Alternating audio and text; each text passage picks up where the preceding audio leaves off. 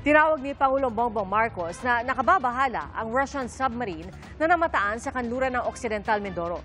Ang tingin ng ilang eksperto, hindi maisasantabi na maaaring may mensahe ito kaya nagpakita habang nasa exclusive economic zone ng Pilipinas. Saksi si Ivan Mayrina. 80 nautical miles kanluran ng Cape Calamite sa Occidental Mindoro. May namataang kakaiba ang Philippine Navy noong Huwebes. Sa loob ng exclusive economic zone ng Pilipinas, nakita ang Russian attack submarine na UFA 490.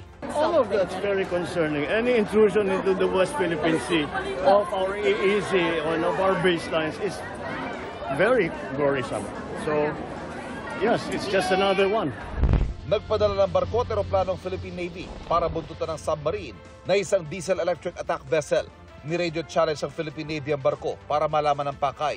Sinabi niya na galing siya ng exercises, PASEX exercises with the Royal Malaysian Navy sa Kota Kinabalu sa Malaysia, and on the way siya pabalik sa kanyang naval base sa Vladivostok, no? Okay. At sinabi niya na inaantay lang niya na gumanda yung panahon.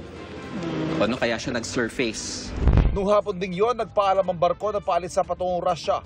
Ineskorta nito ng Philippine Navy hanggang makalabas sa ating EEZ. Part pa rin yan ng high seas, kaya kahit sinong barko ay pwedeng dumaan dyan, so long as hindi siya naglo-loiter or hindi siya kumukuha ng mga natural resources, o kaya naman meron siyang ibang ginagawa na hindi tama, no? Gaya ng paggawa, for example, ng Marine Scientific Survey.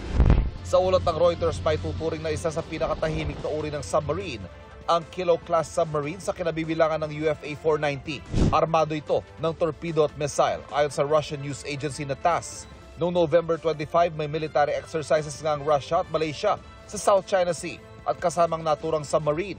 Ayon sa ilang eksperto, tama naman ang ruta kung saan ito namataan base sa sinabi ng crew na pabalik sila sa Vladivostok, Russia. Tama rin daw ang sinasabi ng gobyerno na nasa high seas ang submarine kaya pwede talaga itong dumaan doon. Yun nga lang, hindi raw may sasantabi na maaaring may mensahe ito kaya nagpakita habang nasa EEZ ng Pilipinas. Pero malamang daw ay hindi Pilipinas ang target ng mensahe. Submarines are surfaced when it is being used as a signaling tool. Ibig sabihin, meron kang message na gustong ipahiwatig sa isang specific na target audience. Ang most likely na target audience niya would be the United States. Nandito kami. Pwede kami manggulo rito kung gusto namin. Ang mensahe posibleng para sa Pilipinas, Amerika at Japan, ayon sa security analyst sa Professor Renato De Castro. Alam naman natin, ang Ruso at China, meron sila tinatawag nilang strategic alignment. Nagbibigay sila ng suporta sa isa't isa, lalo na of course, sabi nila, sina-challenge nila yung rule-based international order na pinamumunuan ng Estados Unidos at kanyang mga allies.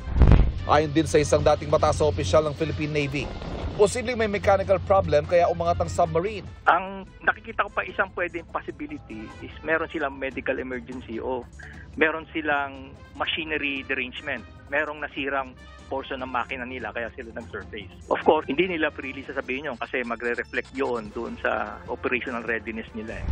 Malabo raw na ang lagay ng panahon ang dahilan kaya ito umangat. Parang niloloko tayo ng dahilan kasi submarines are not affected by surface weather. Para sa GMA Integrated News, ako si Ivan Mayrina, ang inyong saksi.